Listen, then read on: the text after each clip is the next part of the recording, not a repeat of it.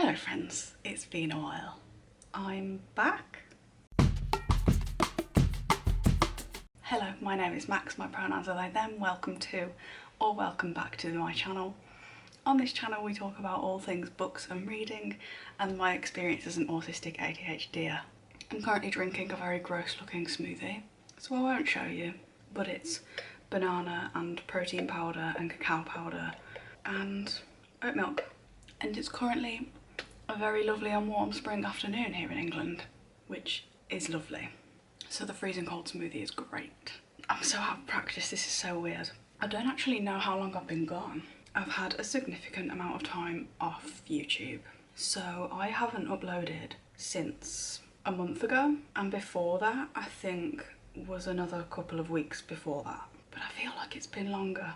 Anyway, that's what YouTube is telling me. So I have a bunch of footage of videos that I was going to upload between then and now, and I didn't want to just randomly start posting them because they're kind of out of context now. So I wanted to do a bit of an update video first, and then the next few videos you'll see will be the ones that I filmed before now. So if you watched my last video, you'll know that I went away to see my friend for a couple of weeks. When I came back, I realised that I'd found that experience a lot more tiring than I thought I had, and I hit a little bit of another wall with my autistic burnout recovery.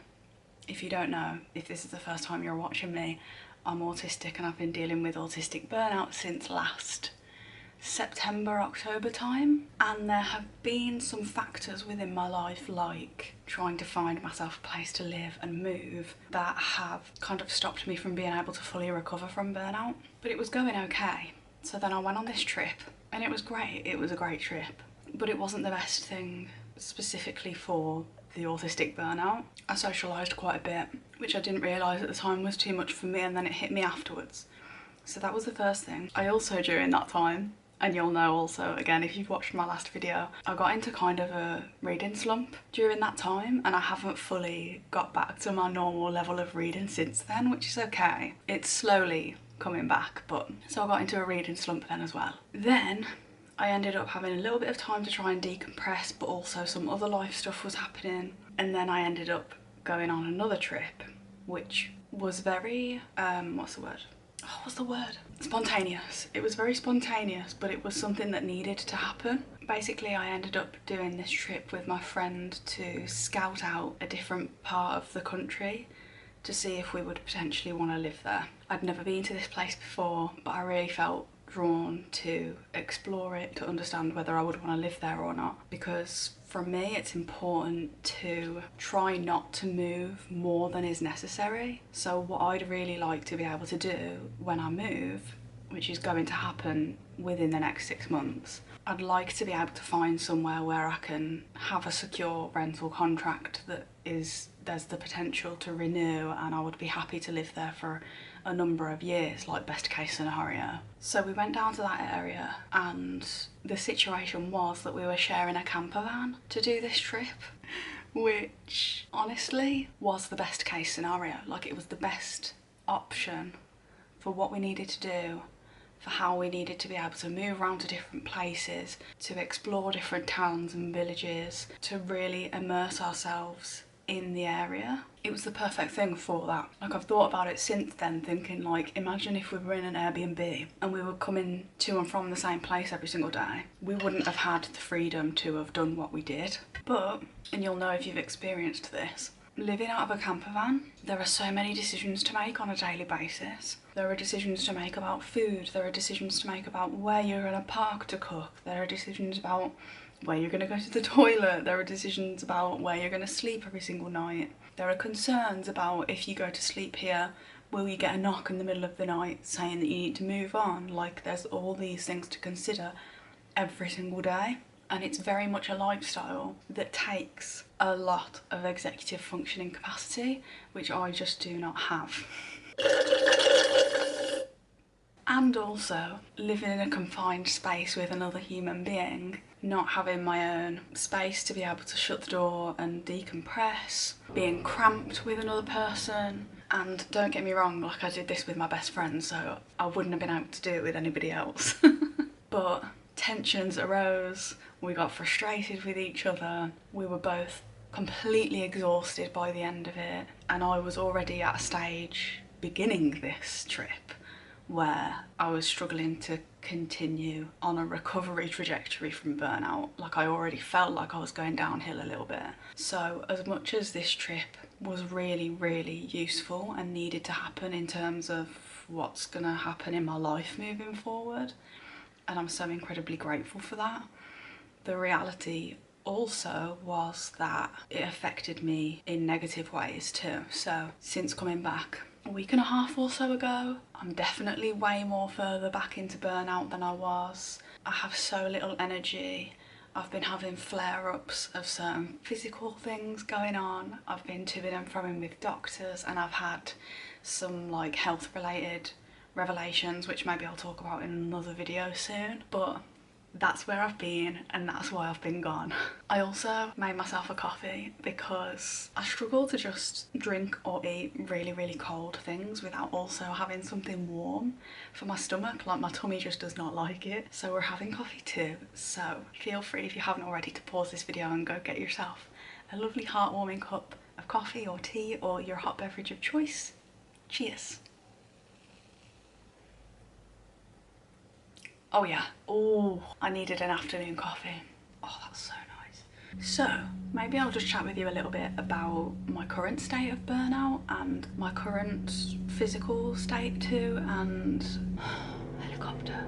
What's kind of in my head for my next few videos. So I am having more of a daily challenge in terms of my body. I have some chronic pain things that I deal with that have flared, and basically I really have to see how I go and be very gentle and compassionate with myself every single day. I'm not quite sure what I'm going to have to deal with in terms of my body on any given day, and I don't have very much energy. So I've been thinking so much about wanting to get back to YouTube, but I have not had the energy to, and it has not felt like the right time. I really have to trust a lot, like how I feel about the timings of things, because oftentimes what's underneath that, like what's underlying, is my body is actually telling me it doesn't have enough energy yet. So I'm really glad now that I'm at a point where I actually feel today like I can film. Oh, I'm honestly so relieved. It's been, I'm not gonna lie, really, really challenging to feel like there's so many things that I want to do and I can't do them. And I'm still at a point where I'm struggling to have enough energy to go out and do things, or I'm having to do things where I'm able to get a lift somewhere, or I'm not able to have the energy to walk very much. I'm getting very easily overwhelmed by sensory input, which is a normal autistic burnout thing for me. So I can't do things like being in a shopping centre for very long and stuff like that, which is annoying because that's like the main thing to do in my town. So I've been trying to go for walks with the dog. I've been trying to get back into reading and trying to read things that I think I'll really enjoy. Maybe I'll chat a little bit with you in a minute about what I've read recently. But yeah, now that I have the energy, I'm really excited to do some editing and get some videos out. I've definitely got a creativity video coming. Definitely got a vlog coming. There might be also a sit down kind of chatty video. So yeah, lots of things in the works. My hair has got long enough since I've last seen you that I can put it up in a bun and it doesn't fall out the back. Another update is that in the chapter of the last couple of weeks, I taught myself to crochet. And so this is a little bandana that I made for my friend. Isn't it so cute? I love it. This was actually my second attempt. The first one isn't very good, I'm not going to show you that one. But I've also been crocheting granny squares so that I can use those for a project. I've been drawing and painting a little bit more in the last couple of weeks, just trying to do things creative that make me feel on a daily basis that I'm doing something that I enjoy, even though it doesn't take me very much energy. Because being chronically ill or dealing with autistic burnout and trying to recover from these things, it really, really does affect your self-esteem, how you see yourself, how you feel about yourself, how you see yourself in relation to the rest of society, your mental health. And those are also things that I've struggled with because of the last month or so. So just trying to be as compassionate with myself as I possibly can be. Is there anything else? I really feel like there's more that I should be saying. So yeah, I'm now basically just in another chapter where I'm trying to recover and rest as much as possible and just do things that I can do when I can do them and make the right choices for myself and for my body and my nervous system and my brain. So yeah, let me tell you about a couple of things that I've read recently and what I'm reading currently. So let's start off with an absolute banger. I read The Shadow Cabinet, which is the sequel to Her Majesty's Royal Coven by Juno Dawson. Juno Dawson? Yeah, Juno Dawson. I love this series and I love the way that she writes. I'm so excited for the third one. I can't remember if it's out now already or if it will be out soon, but this was spectacular. And if you enjoy witchy books with queer representation where there's an exciting plot, I 100% recommend this series. Then I started Dan Brown's Angels and Demons. I love how tiny this is. It must be a mass market paperback, but I haven't carried on reading this, which is kind of silly, but let me explain. So I am on page 400. I'm 400 pages into this and it just got a bit too intense for me. Like when you think about the fact that I've had a really intense last couple of months that has affected me, and now I'm in a period of time where I need some more peace and I need some more ease and I need rest and joy and blah blah blah blah. This book isn't really giving that. It's so gripping and it's so fascinating and it's so well written, and for all of those reasons it really makes you want to read on. So I did, like I carried on reading and reading, but then I just got to a point, obviously at page 400, where I just felt like this isn't what I need to be reading for myself right now. It's a little bit too stressful, a little bit too intense, so I put it down. It's a soft DNF. It's not like I'm never going to read this because I don't like it. I really do. I'm just going to pick it back up when it's a better time in my life to read it. Oh, and I do recommend it. Like, obviously I haven't finished it yet, but I've got to page 400. I do recommend it if you like kind of fast-paced mystery, adventure, crime type stuff. Another one that I started around that same time is Ginny Reddy's Wonderland. This is such a beautiful book and I haven't finished it yet because I'm taking my time with it, and I like to take it with me when I'm gonna go and be outside for a while, because this is a book about Ginny Reddy's relationship with nature in England, basically. I can't remember where Ginny Reddy was born, but she grew up in Canada and has Indian parents that lived for most of their life in South Africa, but she now lives in England. So really interesting to read from her perspective, but it's basically the story of her travelling around to different places in England and her attempt to connect to the sacredness of the land. It's a beautiful read. I actually only discovered this book because I'm part of a writing course for 2024, and we have a call each month where there's a guest that comes on to be able to talk to us writers about different parts of the writing process, like whether that person might be an author or a publisher or an agent or something. And our guest for April was Ginny Reddy, so it was really cool to be able to read. I got to about halfway, I think, by the time Ginny was on the call, so it's really cool to be able to read half of this and to be able to then like get to talk to Ginny and ask her questions about her writing and her process, especially with regards to this book. Definitely recommend so far. Then I read, you can't see what it is, but it does say, oh no, it doesn't because it's backwards. I read Rebecca by Daphne du Maurier. I started listening to this on audiobook and then was able to get my hands on a second-hand copy. This is actually quite a rare copy, I think. I got it on World of Books, which I do recommend if you're looking to purchase second-hand books.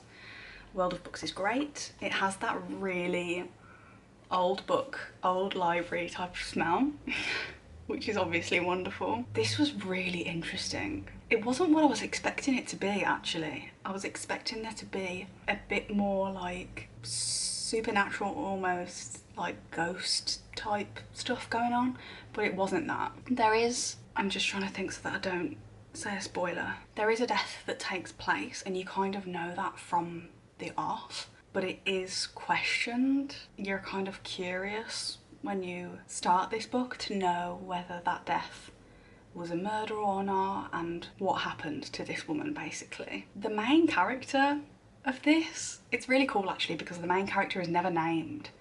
So the whole book you're hearing about Rebecca, who's the person who died, but you never learn the name of the main character, which I think is such an interesting choice. I enjoy that because actually the main character becomes quite obsessed with comparing herself to Rebecca and with thinking too much about Rebecca, which is why sometimes I got quite annoyed actually, or a little frustrated with the main character, because I felt like she just made things worse for herself because she was overthinking so much. And yeah, there were moments where I was just like, just stop this train of thought right now. A bit of like a facepalm situation sometimes, but it was still really good. There were a couple of twists at the end that I definitely wasn't expecting, so if you have been intrigued to read this, I would recommend. And now I am reading Holly Jackson's The Reappearance of Rachel Price.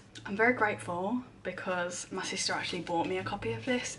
This is just the dust jacket right now because I always take the dust jackets off of hardback books when I read them, and my copy is actually downstairs. I'm about halfway through this right now and I'm loving it. There is so much intrigue and I don't trust anyone, and I'm so excited for it to be revealed what actually happened to this woman. So I'll just read a little bit from the inside cover so you know why I'm saying that.